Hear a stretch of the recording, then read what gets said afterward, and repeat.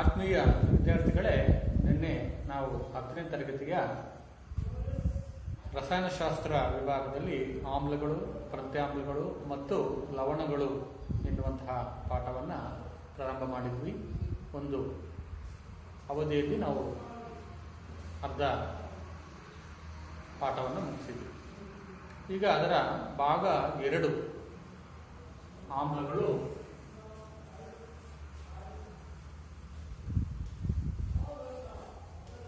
ಪ್ರತ್ಯಾಮ್ಲಗಳು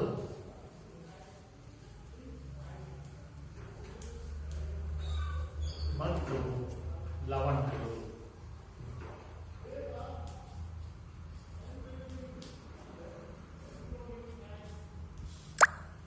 ನಿನ್ನೆ ನಾವು ಆಮ್ಲಗಳು ಎಂದರೇನು, ಪ್ರತ್ಯಾಮ್ಲಗಳು ಎಂದರೇನು, ಅವುಗಳಿಗಿರುವಂತಹ ವ್ಯತ್ಯಾಸಗಳೇನು, ಸೂಚಕಗಳು ಎಂದರೇನು, ಅವುಗಳ ವಿಧಗಳೇನು, ಅದೇ ರೀತಿ ಆಮ್ಲಗಳು ಲೋಹಗಳೊಂದಿಗೆ, ಪ್ರತ್ಯಾಮ್ಲಗಳು ಲೋಹಗಳೊಂದಿಗೆ ಹೇಗೆ ಪ್ರತಿವರ್ತಿಸುತ್ತವೆ, ಅದೇ ರೀತಿ ಹೈಡ್ರೋಜನ್ ಕಾರ್ಬೊನೇಟ್, ಸೋಡಿಯಂ ಕಾರ್ಬೊನೇಟ್ ಮತ್ತು ಲೋಹದ ಹೈಡ್ರೋಜನ್ ಕಾರ್ಬೊನೇಟ್ಗಳು ಹೇಗೆ ಆಮ್ಲಗಳೊಂದಿಗೆ ವರ್ತಿಸುತ್ತವೆ ಅದನ್ನು ತಿಳ್ಕೊಂಡ್ವಿ. ಆಮ್ಲ ಮತ್ತು ಪ್ರತ್ಯಾಮ್ಲಗಳು ಹೇಗೆ ಪ್ರತಿವರ್ತಿಸುತ್ತವೆ, ಆಮೇಲೆ ಲೋಹದ ಆಕ್ಸೈಡ್ಗಳು ಮತ್ತು ಅಲೋಹದ ಆಕ್ಸೈಡ್ಗಳು ಹೇಗೆ ಪ್ರತಿವರ್ತಿಸುತ್ತವೆ ಅಂತ ನಾವು ನಿನ್ನೆ ನೋಡಿದ್ವಿ. ಅದನ್ನು ಸ್ವಲ್ಪ ನಾವು ಪುನರಾವರ್ತನೆ ರಿವಿಷನ್ ಮಾಡೋಣ. ಏನು ಆಮ್ಲಗಳು ಎಂದರೇನು? ಆಮ್ಲಗಳು ಹುಳಿ ರುಚಿಯನ್ನು ಹೊಂದಿದ್ದು ನೀಲಿ ಲಿಟ್ಮಸ್ ಅನ್ನು ಕೆಂಪು ಬಣ್ಣಕ್ಕೆ ತಿರುಗಿಸುತ್ತವೆ. ಅದೇ ರೀತಿ ಪ್ರತ್ಯಾಮ್ಲಗಳು ಎಂದರೇನು ಅಂದಾಗ, ಪ್ರತ್ಯಾಮ್ಲಗಳು ಕಹಿ ರುಚಿಯನ್ನ ಹೊಂದಿದ್ದು ಇವು ಕೆಂಪು ಲಿಟ್ಮಸ್ ಅನ್ನ ನೀಲಿ ಬಣ್ಣಕ್ಕೆ ತಿರುಗಿಸುತ್ತವೆ. ಆಮೇಲೆ ನಾವು ಲಿಟ್ಮಸ್ ಎಂದರೇನು ಅಂತ ತಿಳ್ಕೊಂಡ್ವಿ. ಲಿಟ್ಮಸ್ ಅಂದ್ರೆ ಇದು ಒಂದು ಸೂಚಕ, ನೈಸರ್ಗಿಕ ಸೂಚಕ. ಅದೇ ರೀತಿ ಅರಿಶಿಣ ಕೂಡ ಒಂದು ನೈಸರ್ಗಿಕ ಸೂಚಕ. ಫಿನಾಪ್ತಲೀನ್ ಮತ್ತು ಮೆಥೈಲ್ ಆರೆಂಜ್ ಇದು ಒಂದು ಸಂಶ್ಲೇಷಿತ ಸೂಚಕ. ಈರುಳ್ಳಿ, ಆಮೇಲೆ ವೆನಿಲ್ಲಾ, ಆಮೇಲೆ ಲವಂಗದ ಎಣ್ಣೆ ಇವು ಘ್ರಾಣ ಸೂಚಕಗಳು ಅಂತ ನಾವು ತಿಳಿದ್ವಿ. ಘ್ರಾಣ ಸೂಚಕಗಳು ಎಂದರೇನು ಅಂತ ತಿಳ್ಕೊಂಡಿಲ್ಲ. ಆಮ್ಲ ಮತ್ತು ಪ್ರತ್ಯಾಮ್ಲೀಯ ಮಾಧ್ಯಮದಲ್ಲಿ ಅವು ತಮ್ಮ ವಾಸನೆಯನ್ನ ಬದಲಾಯಿಸುತ್ತವೆ. ಇದನ್ನ ನಾವು ಘ್ರಾಣ ಸೂಚಕಗಳು ಅಂತ ಕರೀತೀವಿ. ಅದೇ ರೀತಿ ಲೋಹಗಳು ಆಮ್ಲಗಳೊಂದಿಗೆ ವರ್ತಿಸಿದಾಗ ಹೈಡ್ರೋಜನ್ ಅನಿಲವನ್ನು ಬಿಡುಗಡೆ ಮಾಡುತ್ತವೆ. ಅದೇ ರೀತಿ ಪ್ರತ್ಯಾಮ್ಲಗಳು ಆಮ್ಲಗಳೊಂದಿಗೆ ವರ್ತಿಸಿದಾಗ, ಲೋಹಗಳು ಪ್ರತ್ಯಾಮ್ಲಗಳೊಂದಿಗೆ ವರ್ತಿಸಿದಾಗ ಹೈಡ್ರೋಜನ್ ಅನಿಲವನ್ನು ಉತ್ಪತ್ತಿ ಮಾಡ್ತವೆ. ಆದರೆ ಎಲ್ಲಾ ಪ್ರತ್ಯಾಮ್ಲಗಳು ಹೈಡ್ರೋಜನ್ ಅನಿಲವನ್ನು ಉತ್ಪತ್ತಿ ಮಾಡುವುದಿಲ್ಲ ಅಂತ ತಿಳ್ಕೊಂಡ್ವಿ. ಆದರೆ ಎಲ್ಲಾ ಲೋಹಗಳು ಹೈಡ್ರೋಜನ್ ಅನಿಲವನ್ನು ಉತ್ಪತ್ತಿ ಮಾಡ್ತವೆ ಅಂತ ಗೊತ್ತಾಯ್ತು. ಅದೇ ರೀತಿ ಲೋಹದ ಕಾರ್ಬೊನೇಟ್ಗಳು ಮತ್ತು ಲೋಹದ ಹೈಡ್ರೋಜನ್ ಕಾರ್ಬೊನೇಟ್ಗಳು ಆಮ್ಲಗಳೊಂದಿಗೆ ವರ್ತಿಸಿದಾಗ ಲವಣ, ನೀರು ಮತ್ತು ಕಾರ್ಬನ್ ಡೈಆಕ್ಸೈಡ್ ಅನ್ನ ಉಂಟು ಮಾಡ್ತವೆ ಅಂತ ನಾವು ತಿಳ್ಕೊಂಡ್ವಿ. ಅದೇ ರೀತಿ ಸುಣ್ಣದ ತಿಳಿ ನೀರಿಗೆ ನಾವು ಈ ಕಾರ್ಬನ್ ಡೈಆಕ್ಸೈಡ್ ಅನ್ನ ಹಾಯಿಸಿದಾಗ ಸುಣ್ಣದ ತಿಳಿ ನೀರು ಬೆಳ್ಳಗಾಗುತ್ತೆ ಎಂದು ನಾವು ತಿಳ್ಕೊಂಡ್ವಿ. ಅದೇ ತಟಸ್ಥೀಕರಣ ಕ್ರಿಯೆ ಅಂದರೆ ಏನು ಅಂತ ತಿಳ್ಕೊಂಡ್ವಿ. ಆಮ್ಲ ಮತ್ತು ಪ್ರತ್ಯಾಮ್ಲಗಳು ವರ್ತಿಸಿದಾಗ ಲವಣ ಮತ್ತು ನೀರು ಉಂಟಾಗುತ್ತೆ. ಇದನ್ನ ನಾವು ತಟಸ್ಥೀಕರಣ ಕ್ರಿಯೆ ಅಂತ ಕರೆದ್ವಿ. ಅದೇ ರೀತಿ ಲೋಹದ ಆಕ್ಸೈಡ್ಗಳು ಆಮ್ಲಗಳೊಂದಿಗೆ ವರ್ತಿಸಿದಾಗ ಏನು ಪ್ರತ್ಯಾಮ್ಲೀಯ ಆಕ್ಸೈಡ್ಗಳು ಈ ಆಮ್ಲಗಳೊಂದಿಗೆ ವರ್ತಿಸಿದಾಗ ಲವಣ ಮತ್ತು ನೀರನ್ನು ಕೊಡ್ತವೆ. ಅದೇ ಆಮ್ಲೀಯ ಆಕ್ಸೈಡ್ಗಳು ಪ್ರತ್ಯಾಮ್ಲಗಳೊಂದಿಗೆ ವರ್ತಿಸಿದಾಗ ಲವಣ ಮತ್ತು ನೀರನ್ನ ಕೊಡ್ತವೆ ಅಂತ ನಾವು ನಿನ್ನೆ ತಿಳ್ಕೊಂಡಿದ್ವಿ. ಹಾಗಾದ್ರೆ ಇಲ್ಲಿ ಈ ಆಮ್ಲಗಳಲ್ಲಿ ಮತ್ತು ಪ್ರತ್ಯಾಮ್ಲಗಳಲ್ಲಿ ಏನಿರುತ್ತೆ, ಸಾಮಾನ್ಯವಾಗಿ ಇರೋದೇನು ಅಂತ ನಾವು ತಿಳ್ಕೊಂಡಿದ್ದೇವೆ. ಆಮ್ಲಗಳು ಮತ್ತು ಪ್ರತ್ಯಾಮ್ಲಗಳಲ್ಲಿ ಸಾಮಾನ್ಯವಾಗಿ ಏನಿರುತ್ತೆ ನಾವು ನಿನ್ನೆ ಏನ್ ತಿಳ್ಕೊಂಡ್ವಿ. ಇವತ್ತು ನಾವು ಆಮ್ಲ ಮತ್ತು ಪ್ರತ್ಯಾಮ್ಲಗಳಲ್ಲಿ ಸಾಮಾನ್ಯವಾಗಿ ಏನಿರುತ್ತೆ ಅಂತ ನಾವು ತಿಳ್ಕೊಳ್ಳೋಣ. ಯಾಕೆ ಆಮ್ಲಗಳು ಈ ರೀತಿ ವರ್ತಿಸ್ತವೆ, ಪ್ರತ್ಯಾಮ್ಲಗಳು ಏಕೆ ಈ ರೀತಿ ವರ್ತಿಸ್ತವೆ ಅಂತ ನಾವು ತಿಳ್ಕೋಬೇಕಾಗುತ್ತೆ. ಆಮ್ಲಗಳು ಮತ್ತು ಪ್ರತ್ಯಾಮ್ಲಗಳು ಈ ರೀತಿ ವರ್ತಿಸೋದಕ್ಕೆ ಕಾರಣ ಏನು? ಅದರ ಯಾವುದಾದರೂ ಕೆಲವು ಅಯಾನುಗಳು ಕಾರಣ ಆಗಿರ್ತವೆ. ಅಯಾನು ಅಂದರೆ ನಿಮಗೆ ಗೊತ್ತೇ ಇದೆ, ವಿದ್ಯುತ್ ಅಂಶವುಳ್ಳಂತಹ ಕಣಗಳು. ಧನಾಯಾನ ಅಥವಾ ಋಣಾಯಾನ ಹೊಂದಿರ್ತವೆ. ಈ ಅಯಾನುಗಳು, ಯಾವ ಅಯಾನುಗಳು ಈ ಆಮ್ಲ ಮತ್ತು ಪ್ರತ್ಯಾಮ್ಲದ ಗುಣಗಳಿಗೆ ಕಾರಣವಾಗ್ತವೆ ಅಂತ ನಾವೀಗ ನೋಡಬೇಕಾಗುತ್ತೆ. ಹಾಗಾದ್ರೆ ಸಾಮಾನ್ಯವಾಗಿ ಇರೋದೇನು ಇವುಗಳಲ್ಲಿ? ಈಗ ನಾವು ಇದಕ್ಕೆ ಒಂದು ಪ್ರಯೋಗವನ್ನು ಮಾಡಬೇಕಾಗುತ್ತೆ. ಏನು ಆ ಒಂದು ಪ್ರಯೋಗ ಅಂದರೆ, ಒಂದು 100 ml ಬೀಕರನ್ನು ತಗೊಳ್ಳೋದು.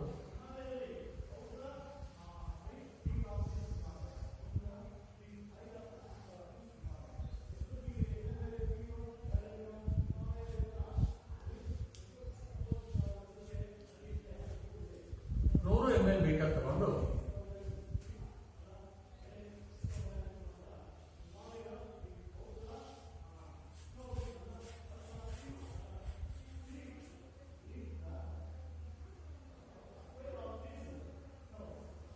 ಇದರಲ್ಲೊಂದು ರಬ್ಬರ್ ಕಾರ್ಕ್ ಅನ್ನು ಇಡಬೇಕು. ಈ ರಬ್ಬರ್ ಕಾರ್ಕಿಗೆ 2 ಮೊಳೆಗಳನ್ನು ಚುಚ್ಚಬೇಕು. ಕಬ್ಬಿಣದ ಮೊಳೆಗಳನ್ನು ಚುಚ್ಚಬೇಕು. ಈ ಕಬ್ಬಿಣದ ಮೊಳೆಗಳನ್ನು 6 ವೋಲ್ಟ್ ಬ್ಯಾಟರಿಯಿಂದ ಬಲ್ಬ್ಗೆ, ಬಲ್ಬ್ನಿಂದ ಸ್ವಿಚ್ಗೆ ಸಂಪರ್ಕವನ್ನು ಕೊಡಬೇಕು.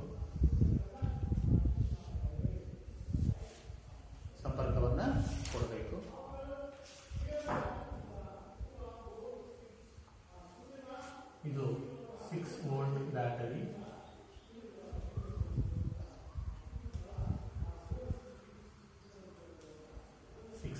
ಬ್ಯಾಟರಿ. ಇದು ಸ್ವಿಚ್, ಇದು ಬಲ್ಬ್,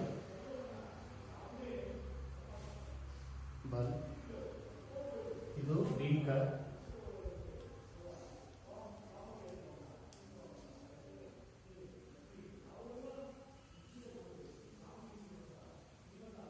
ಇದು ರಬ್ಬರ್ ಕಾರ್,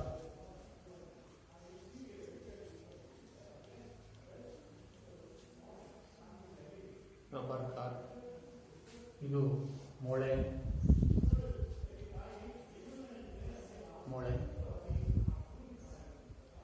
ಇದು ಸಾರಯುಕ್ತ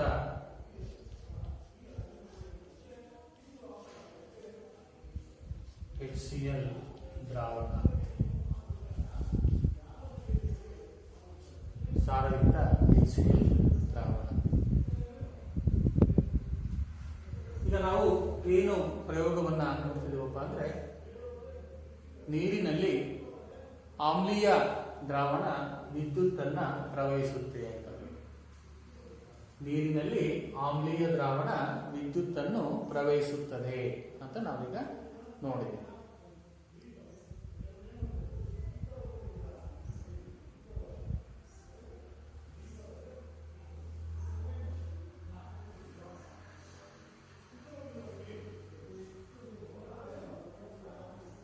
ಈಗ ನಾವು ನೋಡ್ತಾ ಇರೋದೇನಂದ್ರೆ, ನೀರಿನಲ್ಲಿ ಆಮ್ಲೀಯ ದ್ರಾವಣ ವಿದ್ಯುತ್ತನ್ನು ಪ್ರವಹಿಸುತ್ತದೆ ಅಂತ ಹೇಳ್ಬಿಟ್ಟು ನಾವೀಗ ಒಂದು ಪ್ರಯೋಗವನ್ನು ನೋಡ್ತಾ ಇದ್ದೀವಿ.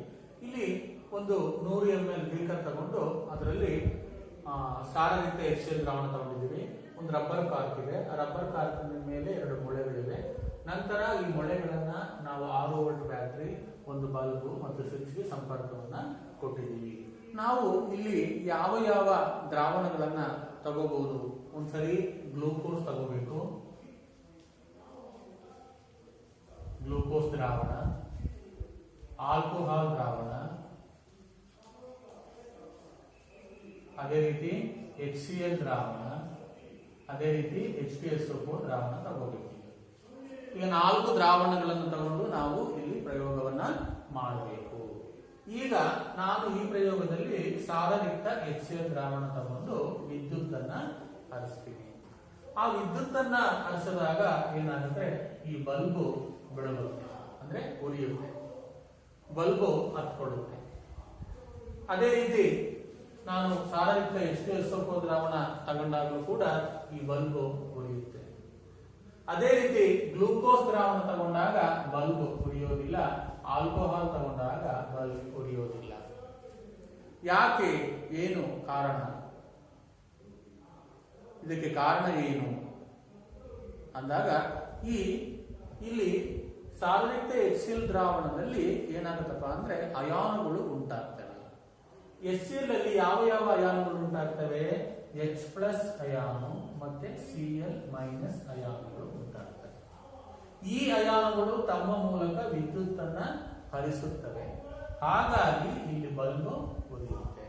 ಅದೇ H2SO4 ನಲ್ಲಿ H+ ಅಯಾನು SO4- ಅಯಾನು ಉಂಟಾಗುತ್ತೆ. ಅದೇ ನೀವು HNO3 ತಗೊಂಡ್ರೆ H+ ಅಯಾನು NO3- ಅಯಾನು ಉಂಟಾಗ್ತವೆ. ಇವು ಅಯಾನುಗಳಾಗಿ ವಿಭಜನೆ ಆಗೋದ್ರಿಂದ ಅವು ತಮ್ಮ ಮೂಲಕ ವಿದ್ಯುತ್ ಅನ್ನ ಹರಿಸುತ್ತವೆ. ಅದೇ ಗ್ಲೂಕೋಸ್ ಮತ್ತು ಆಲ್ಕೋಹಾಲ್ ಅವು ಅಯಾನುಗಳಾಗಿ ವಿಭಜನೆ ಆಗೋದಿಲ್ಲ, ಹಾಗಾಗಿ ಅವು ತಮ್ಮ ಮೂಲಕ ವಿದ್ಯುತ್ ಅನ್ನ ಹರಿಸೋದಿಲ್ಲ ಅಂತ ಗೊತ್ತಾಗುತ್ತೆ. ಹಾಗಾದ್ರೆ ಇಲ್ಲಿ ವಿದ್ಯುತ್ ಹರಿಯೋದಕ್ಕೆ ಮುಖ್ಯವಾದ ಕಾರಣವಾದ ಅಯಾನು ಯಾವುದು? ಈ ಮೂರರಲ್ಲಿ ನೋಡಿ, ಇದರಲ್ಲೂ H+, ಇದರಲ್ಲೂ ಕೂಡ H+, ಇದರಲ್ಲೂ ಕೂಡ H+ ಅಯಾನುಗಳು ಕಾರಣ. ಈ ಅಯಾನುಗಳು ತಮ್ಮ ಮೂಲಕ ವಿದ್ಯುತ್ ಅನ್ನ ಹರಿಸುತ್ತವೆ ಅಂತ ಗೊತ್ತಾಯ್ತು. ಹಾಗಾದ್ರೆ ಆಮ್ಲಗಳಲ್ಲಿ ಸಾಮಾನ್ಯವಾಗಿ ಇರೋದೇನು? ಇಲ್ಲಿ ನಾವು ತಿಳ್ಕೊಳ್ಳೋದು ಸಾಮಾನ್ಯವಾಗಿರುವಂತದ್ದು ಯಾವ ಅಯಾನಪ್ಪ ಅಂದ್ರೆ H+ ಅಯಾನು. ಅಂದ್ರೆ ನಾವಿದನ್ನ ಹೈಡ್ರೋಜನ್ ಅಯಾನು ಅಂತ ಕರಿತೀವಿ. ಈ ಹೈಡ್ರೋಜನ್ ಅಯಾನುಗಳು ಈ ಆಮ್ಲೀಯತೆಗೆ ಕಾರಣ. HCl ಆಗಿರ್ಬೋದು, H2SO4 ಆಗಿರ್ಬೋದು, ಅಥವಾ HNO3 ಆಗಿರ್ಬೋದು, ಅಥವಾ ಅಸೆಟಿಕ್ ಆಮ್ಲ ಆಗಿರ್ಬೋದು, ಯಾವುದೇ ಆಮ್ಲ ತಗೊಂಡು ಕೂಡ ಅದರಲ್ಲಿ ಮುಖ್ಯವಾಗಿ ಕಾರಣವಾದಂತಹ ಅಯಾನು H+ ಅಯಾನು ಆಗುತ್ತೆ. ಹಾಗಾದ್ರೆ ಆಮ್ಲಗಳಲ್ಲಿ ಸಾಮಾನ್ಯವಾಗಿರೋದು H+ ಅಯಾನು ಅಂತ ನಮಗೆ ಗೊತ್ತಾಯಿತು ಅಲ್ವಾ? ಅದೇ ಗ್ಲೂಕೋಸ್ ಮತ್ತು ಆಲ್ಕೋಹಾಲ್ ತಗೊಂಡು ನಾವು ಪ್ರಯೋಗ ಮಾಡಿದಾಗ ಅಲ್ಲಿ ವಿದ್ಯುತ್ ಬೆಳಗೋದಿಲ್ಲ.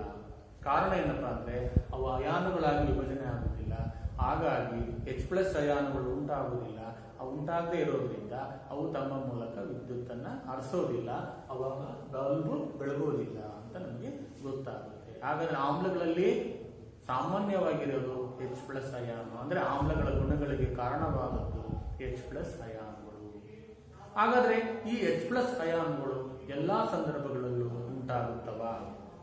ನೋಡಿ, H+ ಅಯಾನುಗಳು ಎಲ್ಲಾ ಸಂದರ್ಭಗಳಲ್ಲಿ ಉಂಟಾಗುತ್ತವೆಯೇ?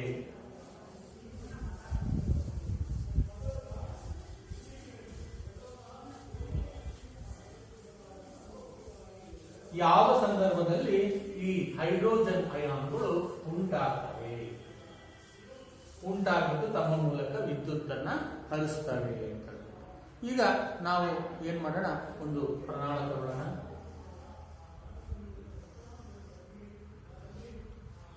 ಅದರಲ್ಲಿ ಸಾರಯುಕ್ತ HCl ದ್ರಾವಣ ತಗೊಳ್ಳೋಣ. ಸಾರಯುಕ್ತ HCl ದ್ರಾವಣ.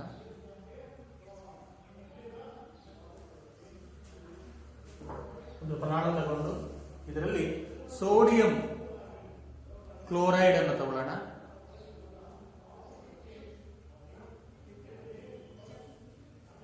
ಒಂದು ಗ್ರಾಂನಷ್ಟು ಸೋಡಿಯಂ ಕ್ಲೋರೈಡ್ ಅನ್ನು ತಗೊಳ್ಳೋಣ. ಇದು ಶುಷ್ಕವಾಗಿ. ಇದಕ್ಕೆ ನಾವು ಸಾರಯುಕ್ತ HCl ದ್ರಾವಣವನ್ನು HCl ದ್ರಾವಣ. ಇದಕ್ಕೊಂದು ರಬ್ಬರ್ ಕಾರ್ಕ್ ಹಾಕೋಣ. ಒಂದು ನಿರ್ಗಮನ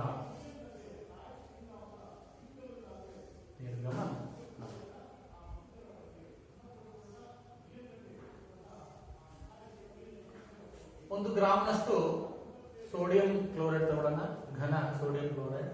ನಂತರ ಅದಕ್ಕೆ ಸುಮಾರು 5 ml ನಷ್ಟು ಸಾರಯುಕ್ತ HCl ದ್ರಾವಣ ಸುರಿಯೋಣ.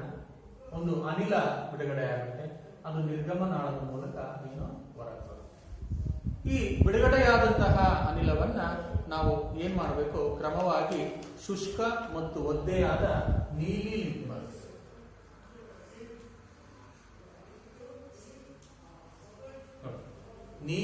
ಲಿಟ್ಮಸ್ ಕಾಗದದಿಂದ ಏನ್ ಮಾಡಬೇಕು, ಪರೀಕ್ಷೆಯನ್ನ ಮಾಡಬೇಕು. ಒಂದು ಸಾರಿ ಶುಷ್ಕ ಅಂದ್ರೆ ಒಣಗಿರುವಂತ, ಇನ್ನೊಂದು ಬಾರಿ ಏನು ಒದ್ದೆಯಾದ ಲಿಟ್ಮಸ್ ಕಾಗದದಿಂದ ನಾವು ಪರೀಕ್ಷೆ ಅವಾಗ ಯಾವ ಸಂದರ್ಭದಲ್ಲಿ ನೀಲಿ ಲಿಟ್ಮಸ್ ಕಾಗದ ಕೆಂಪು ಬಣ್ಣಕ್ಕೆ ತಿರುಗುತ್ತೆ? ನೋಡಿ, ಈ ರೀತಿ ನೋಡಿದಾಗ ನಾವು ಶುಷ್ಕ ನೀಲಿ ಲಿಟ್ಮಸ್ ಕಾಗದದಲ್ಲಿ ಯಾವುದೇ ಬಣ್ಣ ಬದಲಾಗುವುದಿಲ್ಲ. ಅದೇ ಒದ್ದೆಯಾದ ನೀಲಿ ಲಿಟ್ಮಸ್ ಕಾಗದದಿಂದ ಪರೀಕ್ಷೆ ಮಾಡಿದಾಗ ನೀಲಿ ಲಿಟ್ಮಸ್ ಕೆಂಪು ಬಣ್ಣಕ್ಕೆ ಬರುತ್ತೆ. ಗೊತ್ತೇ ಇದೆ, ಆಮ್ಲಗಳು ಅಂದ್ರೆ ನೀಲಿ ಲಿಟ್ಮಸ್ ಅನ್ನ ಕೆಂಪು ಬಣ್ಣಕ್ಕೆ ಬದಲಾಯಿಸ್ತವೆ. ಯಾಕೆ ಈ ರೀತಿ ಆಯಿತು? ಅವು ಯಾಕೆ ಶುಷ್ಕ ಲಿಟ್ಮಸ್ ಕಾಗದದಲ್ಲಿ ಬಣ್ಣ ಬದಲಾವಣೆ ಆಗಲಿಲ್ಲ, ಅದೇ ಒದ್ದೆಯಾದ ಲಿಟ್ಮಸ್ ಕಾಗದದಲ್ಲಿ ಬಣ್ಣ ಬದಲಾವಣೆ ಆಯಿತು? ನೋಡಿ, ಇದರಿಂದ ನಾವೇನ್ ತಿಳ್ಕೋಬಹುದಪ್ಪ ಅಂದ್ರೆ, ಈ ನೀರಿನ ಉಪಸ್ಥಿತಿಯಲ್ಲಿ ಮಾತ್ರ ಏನಪ್ಪಾ ಅಂದ್ರೆ ಈ H+ ಅಯಾನುಗಳು ಉತ್ಪತ್ತಿ ಆಗ್ತವೆ. ನೀರಿನ ಅನುಪಸ್ಥಿತಿಯಲ್ಲಿ H+ ಅಯಾನುಗಳು ಉತ್ಪತ್ತಿ ಆಗುವುದಿಲ್ಲ ಅಂತ ನಮಗೆ ಗೊತ್ತಾಗುತ್ತೆ. ಹಾಗಾದ್ರೆ ನಾವೇನ್ ತಿಳ್ಕೋಬಹುದು ಅಂದಾಗ, H+ ಅಯಾನುಗಳು ಉತ್ಪತ್ತಿಯಾಗುವುದಕ್ಕೆ, ಉಂಟಾಗುವುದಕ್ಕೆ ಏನು ಮುಖ್ಯ ಕಾರಣ? ನೀರಿನಂಶ ಮುಖ್ಯವಾದ ಕಾರಣ. ಆ ನೀರು ಇರೋದ್ರಿಂದ ಮಾತ್ರ H+ ಅಯಾನುಗಳು ಉತ್ಪತ್ತಿ ಆಗ್ತವೆ ಅಥವಾ ಉಂಟಾಗ್ತವೆ. ನೀರಿನ ಅನುಪಸ್ಥಿತಿಯಲ್ಲಿ H+ ಅಯಾನುಗಳು ಉಂಟಾಗುವುದಿಲ್ಲ ಅಂತ ನಮಗೆ ಗೊತ್ತಾಗುತ್ತೆ. ನೋಡಿ, ಇಲ್ಲಿ ಅದಕ್ಕೋಸ್ಕರ ನೀರಿನಂಶ ಇರೋದ್ರಿಂದ ನೀಲಿ ಲಿಟ್ಮಸ್ ಕಾಗದ ಕೆಂಪಾಯಿತು, ಒದ್ದೆ ತಗೊಂಡಿದ್ದು. ಅದೇ ಶುಷ್ಕ ಒಣಗೋಗಿ ತಗೊಂಡಿದ್ರೆ ಅದು ಬದಲಾವಣೆ ಆಗಲಿಲ್ಲ. ಇದರಿಂದ ನಮ್ಗೆ ಗೊತ್ತಾಗುತ್ತೆ ನೀರಿನ ಉಪಸ್ಥಿತಿಯಲ್ಲಿ ಏನಪ್ಪಾ ಅಂದ್ರೆ ಈ H+ ಅಯಾನುಗಳು ಉತ್ಪತ್ತಿ ಆಗುತ್ತವೆ ಅಂತ ನಮಗೆ ಗೊತ್ತಾಗುತ್ತೆ. ಹಾಗಾದ್ರೆ ಈ ಪ್ರತ್ಯಾಮ್ಲಗಳಲ್ಲಿ ಸಾಮಾನ್ಯವಾಗಿರೋದು ಏನು? ಇದು ಸಾಮಾನ್ಯವಾಗಿ H+ ಅಯಾನುಗಳು ಯಾವ್ದು ಜೊತೆ ಇರ್ತವೆ ಅಂತ ನಮಗೆ ಗೊತ್ತಾಯಿತು. ಇದು ಯಾವಾಗಲೂ ನೀರಿನ ಅಣುಗಳಲ್ಲಿ ಇರುತ್ತೆ H+ ಅಯಾನುಗಳು. ಹಾಗಾಗಿ ನಾವು H+ ಅಯಾನನ ಒಂದು ಸಂಕೇತವನ್ನ H+AQ ಅಂತ ಬರೆಯಬಹುದು. ಹೈಡ್ರೋಜನ್ ಅಯಾನಿನ ಸಂಕೇತ H+AQ ಅಥವಾ H3O+. H3O ಹೈಡ್ರೋನಿಯಂ ಅಯಾನ್ ಅಂತ ನಾವು ಕರಿತೀವಿ. ಹೀಗೆ ನೀರಿನ ಉಪಸ್ಥಿತಿಯಲ್ಲಿ H+ ಅಯಾನುಗಳು ಉಂಟಾಗುವುದರಿಂದ ಅವು ಯಾವಾಗಲೂ ನೀರಿನ ಅಣುಗಳ ಜೊತೆಯಲ್ಲೇ ಇರೋದ್ರಿಂದ ನಾವು H+AQ ಅಂತ ಕರಿತೀವಿ. ಹಾಗಾದ್ರೆ ಆಮ್ಲಗಳಲ್ಲಿ ಸಾಮಾನ್ಯವಾಗಿರೋದು H+AQ ಅಂತ ನಮಗೆ ಗೊತ್ತಾಗುತ್ತೆ. ನೀರಿನ ಅನುಪಸ್ಥಿತಿಯಲ್ಲಿ ಆಮ್ಲಗಳು ಹೈಡ್ರೋಜನ್ ಅಯಾನುಗಳನ್ನ ಉತ್ಪತ್ತಿ ಮಾಡುವುದಿಲ್ಲ ಅಂತ ಗೊತ್ತಾಗುತ್ತೆ. ಈಗ ಅದೇ ರೀತಿ ಪ್ರತ್ಯಾಮ್ಲಗಳಲ್ಲಿ ಏನಾಗುತ್ತೆ? ಪ್ರತ್ಯಾಮ್ಲಗಳಲ್ಲಿ ಸಾಮಾನ್ಯವಾಗಿರೋದು ಏನು? ಹಾಗಾದ್ರೆ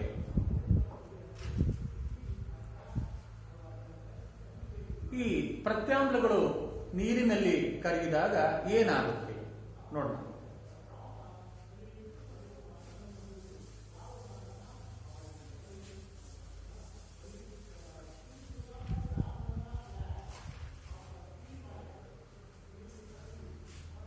NaOH ತಗೊಂಡಿದ್ವಿ, ಸೋಡಿಯಂ ಹೈಡ್ರಾಕ್ಸೈಡ್, ಇದು ಸಾಲಿಡ್. ನೀರಿನಲ್ಲಿ ವಿಲೀನವಾದಾಗ ಏನುಂಟಾಗುತ್ತೆ? Na+ ಅಯಾನು, ಇದು ಆಕ್ವಿಯಸ್ ನೀರಿನ ಮಾಧ್ಯಮದಲ್ಲಿ ಇರುತ್ತೆ, ಪ್ಲಸ್ OH- ಇದು ಆಕ್ವಿಯಸ್. ಅದೇ ರೀತಿ ಇನ್ನೊಂದು ಪ್ರತ್ಯಾಮ್ಲ ತಗೊಳ್ಳೋಣ, KOH ಸಾಲಿಡ್ ನೀರಿನಲ್ಲಿ ವಿಲೀನವಾದಾಗ K+AQ ಪ್ಲಸ್ OH- AQ. ಈಗ ಇನ್ನೊಂದು ತಗೊಳ್ಳೋಣ, ಮೆಗ್ನೀಷಿಯಂ ಹೈಡ್ರಾಕ್ಸೈಡ್ MgOH ನೀರಿನಲ್ಲಿ ವಿಲೀನವಾದಾಗ Mg2+ aqueous ಪ್ಲಸ್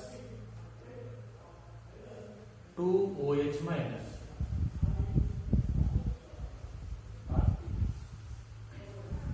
ನೋಡಿ, ಪ್ರತ್ಯಾಮ್ಲಗಳು ನೀರಿನಲ್ಲಿ ವಿಲೀನವಾದಾಗ ಏನಾಗ್ತವೆ ಅಲ್ವಾ?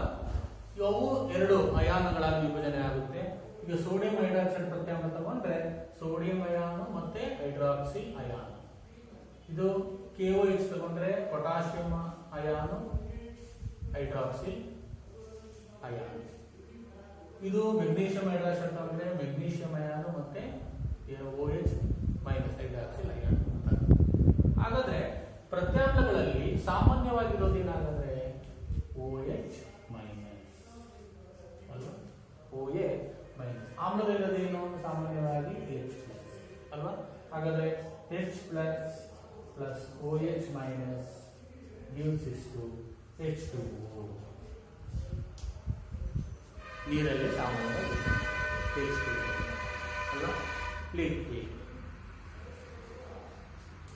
ಈಗ ಪ್ರತ್ಯಾಮ್ಲಗಳಲ್ಲಿ ಸಾಮಾನ್ಯವಾಗಿರೋದು ಏನು ಅಂತ ಗೊತ್ತಾಯ್ತು ನಮಗೆ. ಪ್ರತ್ಯಾಮ್ಲಗಳಲ್ಲಿ ಸಾಮಾನ್ಯವಾಗಿರೋದು ಏನಪ್ಪಾ ಅಂದ್ರೆ OH ಹೈಡ್ರಾಕ್ಸೈಡ್ ಅಯಾನುಗಳು. ಹೈಡ್ರಾಕ್ಸೈಡ್ ಅಯಾನುಗಳು ಸಾಮಾನ್ಯವಾಗಿ ಈ ಪ್ರತ್ಯಾಮ್ಲಗಳಲ್ಲಿ ಕಂಡುಬರುತ್ತೆ. ಹೈಡ್ರೋಜನ್ ಅಯಾನುಗಳು ಸಾಮಾನ್ಯವಾಗಿ ಆಮ್ಲಗಳಲ್ಲಿ ಕಂಡುಬರುತ್ತೆ ಅಂತ ಗೊತ್ತಾಯ್ತು. ಹಾಗಾದ್ರೆ ಕ್ಷಾರಗಳು ಅಂದ್ರೆ ಏನು? ನೀರಿನಲ್ಲಿ ಕರಗುವ ಪ್ರತ್ಯಾಮ್ಲಗಳನ್ನ ನಾವು ಕ್ಷಾರಗಳು ಅಂತ ಕರಿತೀವಿ. ಕ್ಷಾರ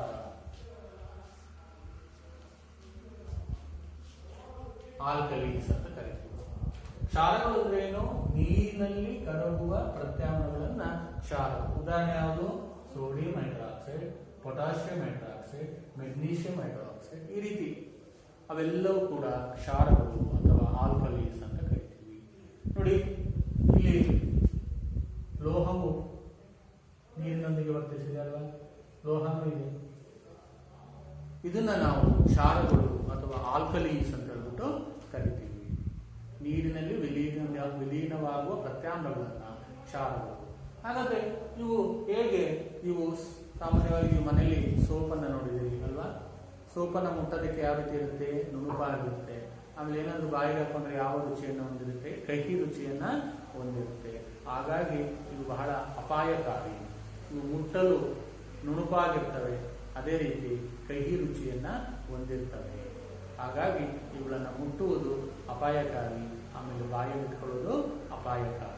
ಈ ರೀತಿ ಆಮ್ಲ ಮತ್ತು ಪ್ರತ್ಯಾಮ್ಲಗಳಲ್ಲಿ ಸಾಮಾನ್ಯವಾಗಿ ಇರುವುದೇನಪ್ಪಾ ಅಂದ್ರೆ, ಸಾಮಾನ್ಯವಾಗಿ ಇರೋದು ಆಮ್ಲಗಳಲ್ಲಿ H ಪ್ಲಸ್ ಅಯಾನುಗಳು, ಅದೇ ರೀತಿ ಪ್ರತ್ಯಾಮ್ಲಗಳಲ್ಲಿ OH ಮೈನಸ್ ಅಯಾನುಗಳು ಇರ್ತವೆ ಅಂತ ನಮಗೆ ಗೊತ್ತಾಯಿತು. ಅದೇ ರೀತಿ ನಾವೀಗ ಒಂದು ಈ ನೀರಿಗೆ ಆಮ್ಲವನ್ನ ಸೇರಿಸಿದಾಗ ಅದು ಅಂತರುಷ್ಣಕವು ಬಹಿರುಷ್ಣಕವು ಅಂತ ನಾವು ತಿಳ್ಕೋಬೇಕಾಗುತ್ತೆ.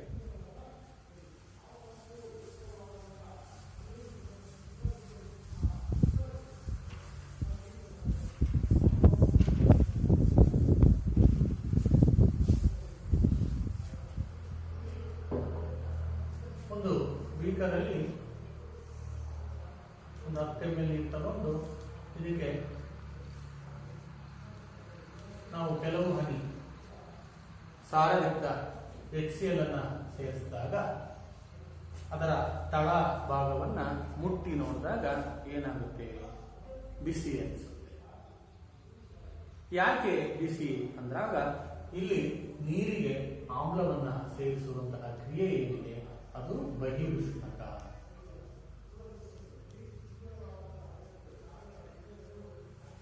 ನೀರಿಗೆ ಆಮ್ಲವನ್ನ ಸೇರಿಸುವಂತಹ ಕ್ರಿಯೆ ಏನಿದೆ ಅದು ಬಹಿರುಷ್ಣಕ ಕ್ರಿಯೆ ಅಂತ ನಾವು ಕರಿತೀವಿ. ಈ ಬಹಿರುಷ್ಣಕ ಕ್ರಿಯೆ ಅಂದ್ರೆ ಏನಪ್ಪಾ ಅಂದ್ರೆ ಗೊತ್ತಿದೆ ನಿಮಗೆ. ರಾಸಾಯನಿಕ ಕ್ರಿಯೆಯಲ್ಲಿ ಉಷ್ಣವನ್ನ ಹೊರ ಹಾಕುವ ಕ್ರಿಯೆ.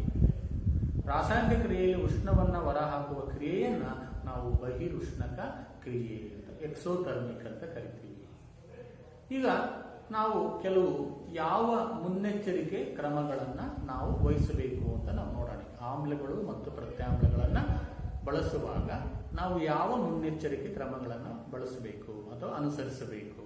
ಯಾಕಂದ್ರೆ ಆಮ್ಲಗಳು ಪ್ರತ್ಯಾಮ್ಲಗಳು ಅಪಾಯಕಾರಿ ಅಲ್ವಾ, ಅವು ವಿಷ ಆಗಿರ್ತವೆ. ಈ ರೀತಿ ಸುಟ್ಟ ಗಾಯಗಳನ್ನ ಉಂಟು ಮಾಡಬಹುದು.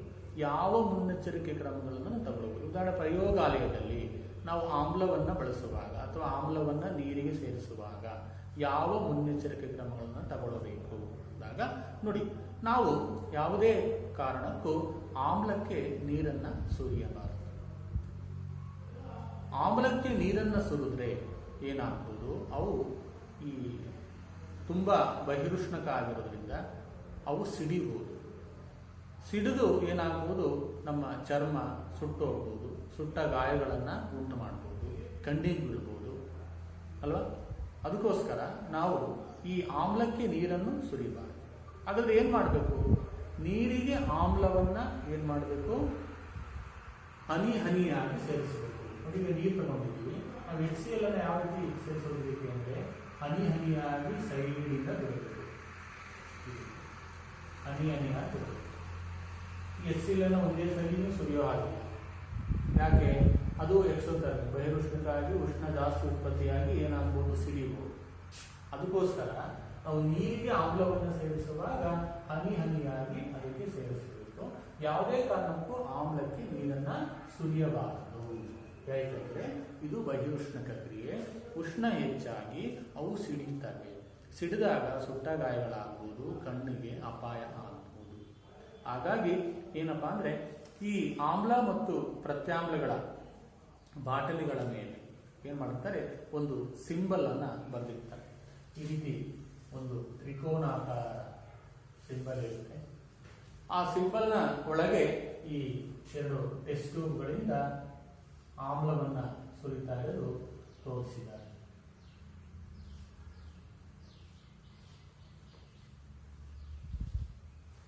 ಈ ಒಂದು ಸಂಕೇತವು ಆ ಬಾಟಲಿಗಳ ಮೇಲೆ ಇರೋದ್ರಿಂದ ನಾವು ಇವುಗಳನ್ನು ಬಳಸುವಾಗ ಮುನ್ನೆಚ್ಚರಿಕೆಗಳನ್ನು ತಗೊಳ್ಬೇಕು ಅನ್ನೋದು ಅದು ಸೂಚಿಸುತ್ತೆ.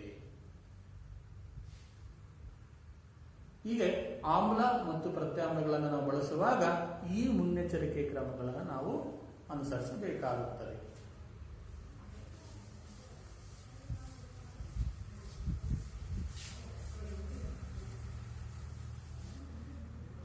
ಹಾಗಾದ್ರೆ ನಾವು ಇಲ್ಲಿ ಕೆಲವು ಪದಗಳನ್ನು ಬಳಸ್ತೀವಿ. ಆಮ್ಲ ಮತ್ತು ಪ್ರತ್ಯಾಮ್ಲಗಳಲ್ಲಿ ಪ್ರಬಲ, ಸಾರಯುಕ್ತ ಅಂತ ಕರೀತೀವಿ ಅಲ್ವಾ. ಪ್ರಬಲ ಅಂದ್ರೆ ಏನಪ್ಪಾ ಅಂದ್ರೆ ಇದರಲ್ಲಿ ನೀರಿನ ಅಂಶ ಇರುವುದಿಲ್ಲ. ಸಾರಯುಕ್ತ ಅಂದ್ರೆ ಏನು? ಆಮ್ಲಗಳಿಗೆ ನಾವು ಏನು ನೀರನ್ನ ಸೇರಿಸಿದಾಗ ನಾವು ಸಾರಯುಕ್ತಗೊಳಿಸುವಿಕೆ ಅಂದ್ರೆ ಅದರ ಪ್ರಬಲತೆ ಏನಾಗುತ್ತೆ, ಕಡಿಮೆ ಆಗುತ್ತೆ. ಈಗ ಉದಾಹರಣೆಗೆ ನಾವು ಬರೀ ನಿಂಬೆ ರಸವನ್ನ ನಾಲ್ಗೆ ಮೇಲೆ ಹಾಕೊಂಡಿದ್ದೀವಿ ಅಂತ ತಿಳ್ಕೊಳ್ಳಿ. ಅದಕ್ಕೆ ಸ್ವಲ್ಪ ನೀರನ್ನು ಸೇರಿಸಿ ನಾವು ನಾಲ್ಗೆ ಮೇಲೆ ಹಾಕೊಂಡ್ರೆ ಯಾವ ರೀತಿ ಇರುತ್ತೆ ತೀವ್ರತೆ? ಬರೀ ನಿಂಬೆ ರಸ ನಾಲ್ಗೆಗೆ ಹಾಕೊಂಡಾಗ ಎಷ್ಟು ತೀವ್ರತೆ ಇರುತ್ತಲ್ವ, ಹಾಗೆ ಪ್ರಬಲ ಅಂದ್ರೆ ಅದು. ಪ್ರಬಲ ಅಂದ್ರೆ ಅದರ ತೀವ್ರತೆ ಜಾಸ್ತಿ ಇರುತ್ತೆ. ಅದೇ ಸಾರರಿಕ್ತ ಅಂದ್ರೆ ನೀರನ್ನು ಸೇರಿಸೋದನ್ನೇ ನಾವು ಸಾರರಿಕ್ತ ಅಂತ ಕರಿತೀವಿ. ಆಮ್ಲಕ್ಕೆ ನೀರನ್ನು ಸೇರಿಸೋದು, ಆ ನೀರನ್ನು ಸೇರಿಸೋದನ್ನ ನಾವು ಸಾರರಿಕ್ತಗೊಳಿಸುವಿಕೆ ಅಂತ ಹೇಳ್ಬಿಟ್ಟು ಕರಿತೀವಿ. ಈಗ ನಾವು ಇಷ್ಟು ತಿಳ್ಕೊಂಡ್ವಿ. ಆಮ್ಲ ಮತ್ತು ಪ್ರತ್ಯಾಮ್ಲಗಳಲ್ಲಿ ಸಾಮಾನ್ಯವಾಗಿರುವುದೇನು, ಅದೇ ರೀತಿ ಕ್ಷಾರಗಳು ಎಂದರೇನು, ಯಾವುದರ ಉಪಸ್ಥಿತಿಯಲ್ಲಿ H+ ಅಯಾನುಗಳು ಉತ್ಪತ್ತಿ ಆಗ್ತವೆ ಅಂತ ತಿಳ್ಕೊಂಡ್ವಿ. ಅದೇ ರೀತಿ ಆಮ್ಲಗಳು ಮತ್ತು ಪ್ರತ್ಯಾಮ್ಲಗಳನ್ನು ಬಳಸುವಾಗ ನಾವು ಯಾವ ಮುನ್ನೆಚ್ಚರಿಕೆ ಕ್ರಮಗಳನ್ನು ಬಳಸಬೇಕು ಅಂತ ನಾವು ತಿಳ್ಕೊಂಡ್ವಿ. ಅದೇ ರೀತಿ ಈಗ ಮುಂದೆ ಆಮ್ಲ ಅಥವಾ ಪ್ರತ್ಯಾಮ್ಲದ ದ್ರಾವಣಗಳು ಎಷ್ಟು ಪ್ರಬಲವಾಗಿವೆ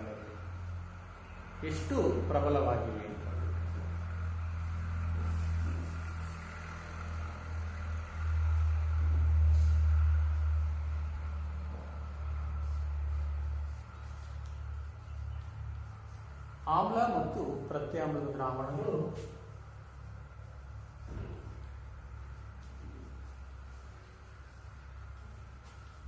ಎಷ್ಟು ಪ್ರಬಲವಾಗಿವೆ?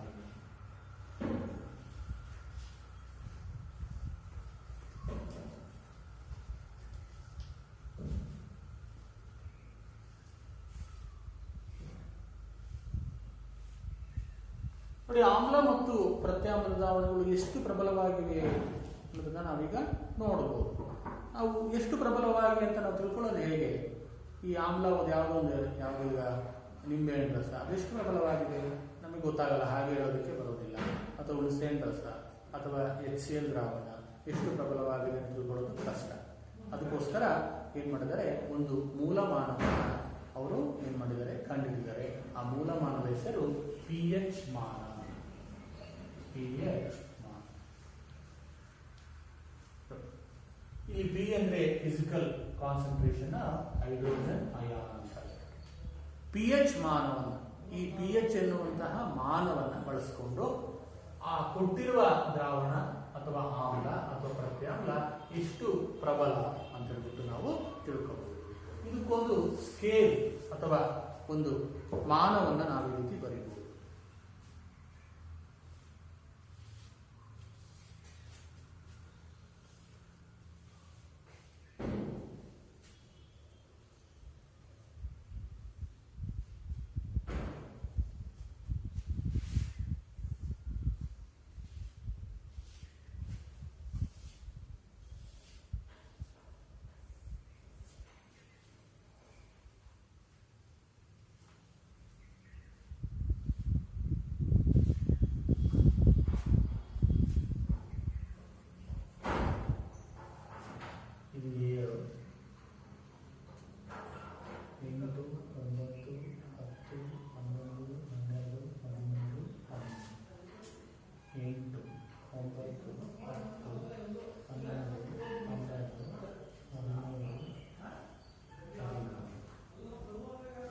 ಈ ಕಡೆ ಬಂದಾಗ 6, 5, 4,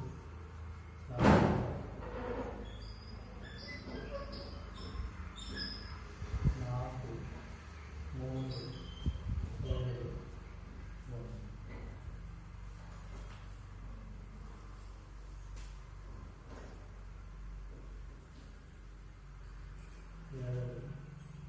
1.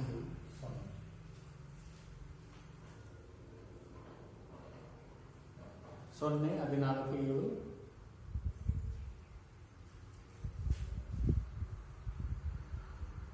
ಇಲ್ಲಿಂದ ಎಡಕ್ಕೆ ಬಂದಾಗ H+ ಅಯಾನುಗಳ ಸಾರತೆ ಹೆಚ್ಚುತ್ತೆ.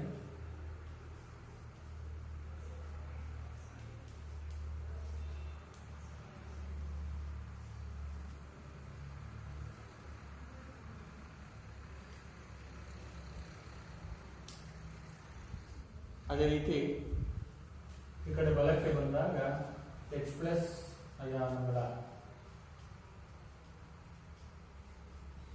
ಸಾರತೆ ಕಡಿಮೆ ಆಗುತ್ತೆ.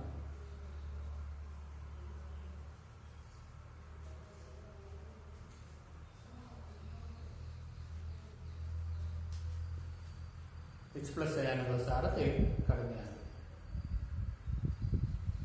ಇಲ್ಲಿ ಆಮ್ಲೀಯ ಸ್ವಭಾವ ಹೆಚ್ಚುವುದು,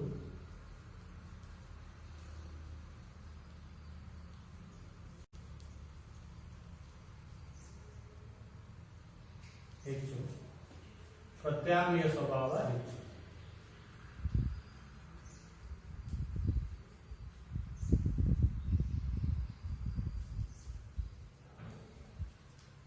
ಇದನ್ನ ಒಂದು ತಿಳ್ಕೊಂಡ್ಬಿಟ್ರೆ ನಾವು ಈ ಪಿ ಎಚ್ ಯಾವ್ಯಾವುದಕ್ಕೆ ಎಷ್ಟೆಷ್ಟು ಅಂತ ಹೇಳ್ಬಿಟ್ಟು ನಾವು ತಿಳ್ಕೋಬಹುದು. ಇಲ್ಲಿ ನೋಡಿ 7ಕ್ಕೆ ಏನಿದೆ ಇದನ್ನ ನಾವು ತಟಸ್ಥ ಅಂತ ಕರಿತೀವಿ.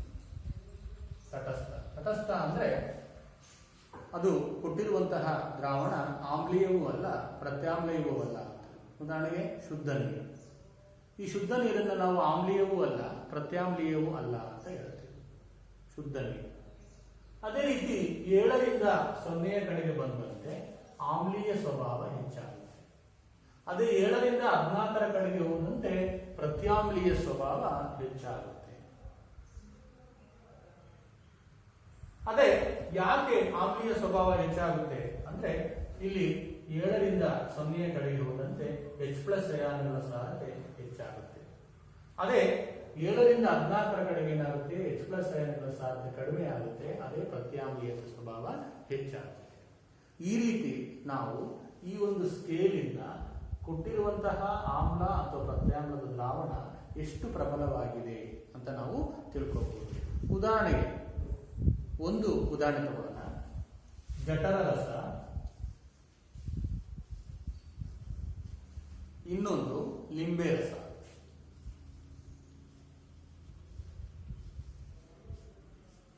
ಜಠರ ರಸ ಅಂದ್ರೆ ನಮ್ಮ ಜೀರ್ಣಾಂಗ ವ್ಯೂಹದ ಜಠರದಲ್ಲಿ ಒಂದು ರಸ ಉತ್ಪತ್ತಿಯಾಗುತ್ತೆ.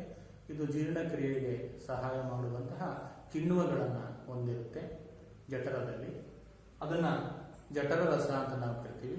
ಜಠರ ರಸದ pH ಸುಮಾರು 1.2, pH 1.2. ಅದೇ ರೀತಿ ಲಿಂಬೆ ರಸದ pH ಸುಮಾರು 2.2. ಈಗ ಎರಡು ರಸಗಳು ಅಂತ ತಿಳ್ಕೊಂತೀವಿ. ಇದರಲ್ಲಿ ಯಾವುದರ ಆಮ್ಲೀಯತೆ ಹೆಚ್ಚು ಅಂತ ನಾವು ತಿಳ್ಕೋಬಹುದು. ಅಂದ್ರೆ ಸಾರತೆ ಯಾವುದು ಜಾಸ್ತಿ, 1.2 ಅಥವಾ 2.2 ಅಲ್ವಾ? pH ಜಾಸ್ತಿ ಇದೆ ಯಾವುದರಲ್ಲಿ? ಲಿಂಬೆ ರಸದಲ್ಲಿ. ಜಠರ ರಸಕ್ಕಿಂತ pH ಜಾಸ್ತಿ ಇದೆ ಲಿಂಬೆ ರಸದಲ್ಲಿ. ಆದ್ರೆ ಸಾರತೆ ಯಾವುದು ಜಾಸ್ತಿ ಇದೆ ಅಂತ ನೋಡಿದಾಗ ಜಠರ ರಸದ ಸಾರತೆ ಹೆಚ್ಚು ಲಿಂಬೆ ರಸಕ್ಕಿಂತ. ಯಾಕೆ ಅಂದಾಗ ನೋಡಿ, pH 2.2ಕ್ಕಿಂತ 1.2 ಕಮ್ಮಿ ಇದೆ. ನೋಡಿ ಈ ಸ್ಕೇಲ್ ಅನ್ನು ನೋಡಿದಾಗ ಏನು 2.2 1.2ಕ್ಕಿಂತ ಜಾಸ್ತಿ ಅಲ್ವಾ? ನೋಡಿ ಈ 7ರಿಂದ 0 ಕಡೆಗೆ ಹೋದಂತೆ ಅದರ ಸಾರತೆ ಏನಾಗುತ್ತೆ? ಹೆಚ್ಚುತ್ತೆ. ಅಂದ್ರೆ ಆಮ್ಲೀಯ ಸ್ವಭಾವ ಹೆಚ್ಚಾಗುತ್ತೆ. ಹಾಗಾದ್ರೆ ಇವೆರಡರಲ್ಲಿ ಯಾವುದರ ಆಮ್ಲೀಯ ಸ್ವಭಾವ ಹೆಚ್ಚು? ಜಠರ ರಸ. ಲಿಂಬೆ ರಸಕ್ಕಿಂತ ಜಠರ ರಸದ ಆಮ್ಲೀಯತೆ ಹೆಚ್ಚು. ಅದೇ ನಾವು ಕುಡಿಯುವಂತಹ ಏನು ಶುದ್ಧ ನೀರೇನಿದೆ ಅದು 7 ಆಗಿರುತ್ತೆ. ಅದೇ ರಕ್ತದ pH ನೋಡಿ 7.4. ಎಷ್ಟು? 7.4 ಆಗಿರುತ್ತೆ pH. ನಮ್ಮ ದೇಹದಲ್ಲಿ ಹರಿಯುವಂತಹ ರಕ್ತದ pH 7.4 ಆಗಿರುತ್ತೆ ಅಲ್ವಾ? ನೋಡಿ ಅಕಸ್ಮಾತ್ ಅದು 7ಕ್ಕಿಂತ ಕಡಿಮೆ ಆಗಿಬಿಟ್ರೆ ಆಮ್ಲೀಯತೆ ಹೆಚ್ಚು. ಮತ್ತೆ ನಮ್ಮ ದೇಹದಲ್ಲಿ ಆ ಒಂದು ಚಯಾಪಚಯ ಕ್ರಿಯೆಗಳೇ ಬದಲಾಗುತ್ತವೆ. ಹಾಗಾಗಿ ನಮ್ಮ ದೇಹದಲ್ಲಿ ಈ ಎಲ್ಲ ಕ್ರಿಯೆಗಳು 7ರಿಂದ 7.8 pH ವ್ಯಾಪ್ತಿಯಲ್ಲಿ ಕಾರ್ಯವನ್ನು ನಿರ್ವಹಿಸ್ತಾ ಇದ್ದಾರೆ ಅಲ್ವಾ? ನೋಡಿ ನಿಮಗೀಗ ಅರ್ಥ ಆಗಿರ್ಬೋದು. ಇವೆರಡರಲ್ಲಿ ಯಾವುದರ ಸಾರತೆ ಹೆಚ್ಚು, ಯಾವುದರ ಕಮ್ಮಿ ಅಂತ. ಇದರಲ್ಲಿ ಜಠರ ರಸದ ಸಾರತೆ ಹೆಚ್ಚು, ಲಿಂಬೆ ರಸದ ಸಾರತೆ ಕಮ್ಮಿ ಜಠರ ರಸಕ್ಕಿಂತ. ಹೀಗೆ ನಾವು ಏನ್ ಮಾಡ್ಬೋದು? ಯಾವುದರ ಆಮ್ಲೀಯತೆ ಹೆಚ್ಚು, ಯಾವುದರ ಆಮ್ಲೀಯತೆ ಕಡಿಮೆ.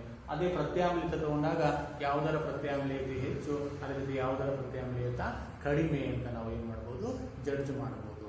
ಉದಾಹರಣೆಗೆ ನಾವು ಸೋಡಿಯಂ ಹೈಡ್ರಾಕ್ಸೈಡ್ ಎಂದು ತಗೊಳ್ಳೋಣ. ಸುಮಾರು 14 ಇರುತ್ತೆ ಅಂತ ತಿಳ್ಕೊಂಡು ಸೋಡಿಯಂ ಹೈಡ್ರಾಕ್ಸೈಡ್ 14. ಅದೇ ರೀತಿ ಮೆಗ್ನೀಸಿಯಾದ ಹಾಲು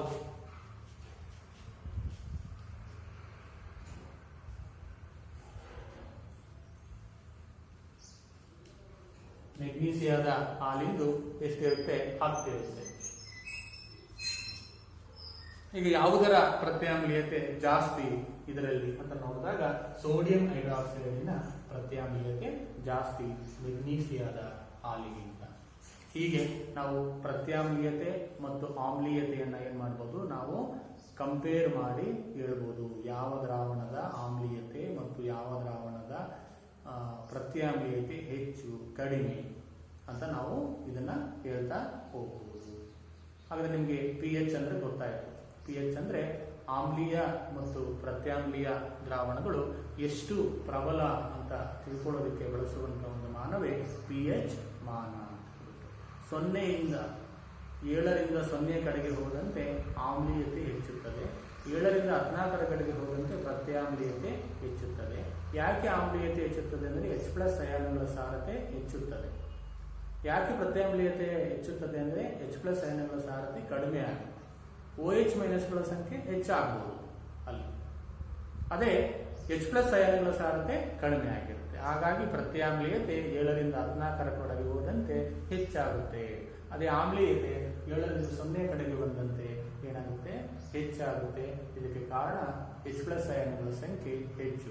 ಅದು 7ರಿಂದ 14 ಕಡೆಗೆ ಹೋದಂತೆ H+ ಅಯಾನುಗಳ ಸಂಖ್ಯೆ ಕಡಿಮೆ ಆಗುತ್ತೆ. ಹಾಗಾಗಿ ಸಾರತೆ ಕಮ್ಮಿ ಆಗ್ತಾ ಬರುತ್ತೆ. ಈಗ ನಮ್ಮ ದೈನಂದಿನ ಜೀವನದಲ್ಲಿ pH ನ ಮಹತ್ವ ಏನು ಅಂತ ನಾವು ತಿಳ್ಕೊಳ್ಳೋಣ.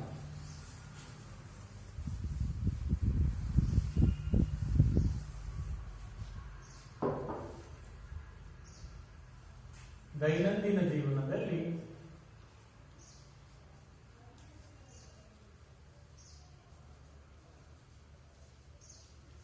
pH ನ ಮಹತ್ವ.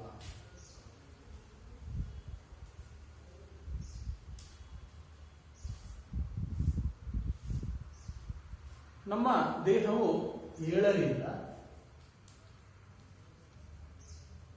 7.8 pH ವ್ಯಾಪ್ತಿಯಲ್ಲಿ ಕಾರ್ಯನಿರ್ವಹಿಸುತ್ತೆ. ನಮ್ಮ ದೇಹದಲ್ಲಿ pH ವ್ಯಾಪ್ತಿ ಎಷ್ಟಿರುತ್ತಪ್ಪ ಅಂದ್ರೆ 7ರಿಂದ 7.8 pH ಇರುತ್ತೆ. ಹಾಗೆ ಈ 7ಕ್ಕಿಂತ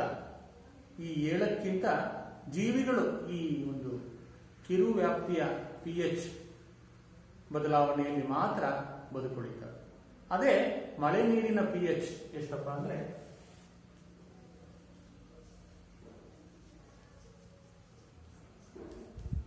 5.6. ಮಳೆ ನೀರಿನ pH 5.6. ಈ pH 5.6ಕ್ಕಿಂತ ಕಡಿಮೆ ಆದರೆ ನೀರು ಆಮ್ಲೀಯವಾಗುತ್ತೆ. ಅದನ್ನ ನಾವು ಏನಂತ ಕರಿತೀವಿ? ಆಮ್ಲ ಮಳೆ ಅಂತ ಕರಿತೀವಿ.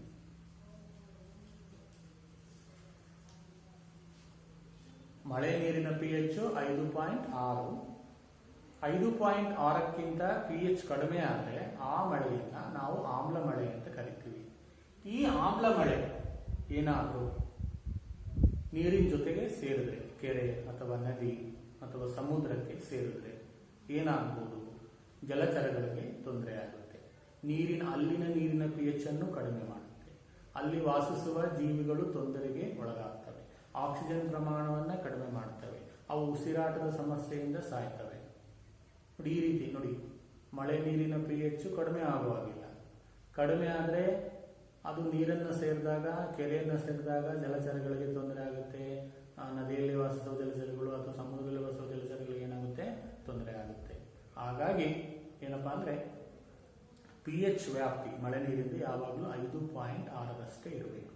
ಅದಕ್ಕಿಂತ ಕಡಿಮೆ ಆದರೆ ನಾವು ಅದನ್ನು ಆಮ್ಲ ಮಳೆ ಅಂತ ಹೇಳ್ಬಿಟ್ಟು ಕರಿತೀವಿ.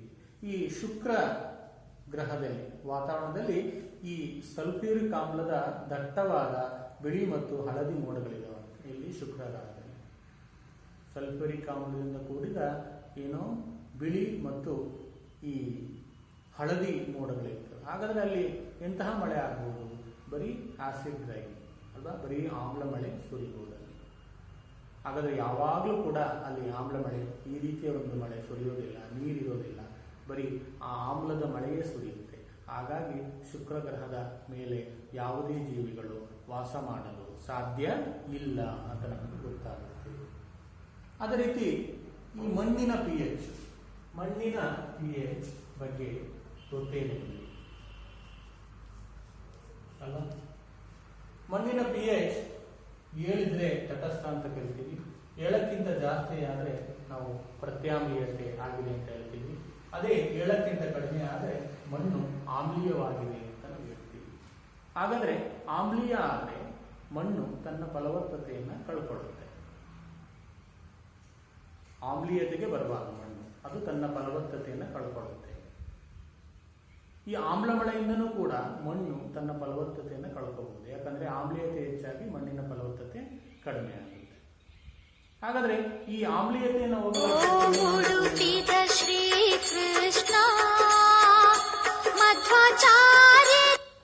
ಆಮ್ಲೀಯತೆಯನ್ನು ಹೋಗಲಾಡಿಸಲು ಏನ್ ಮಾಡ್ಬೋದು?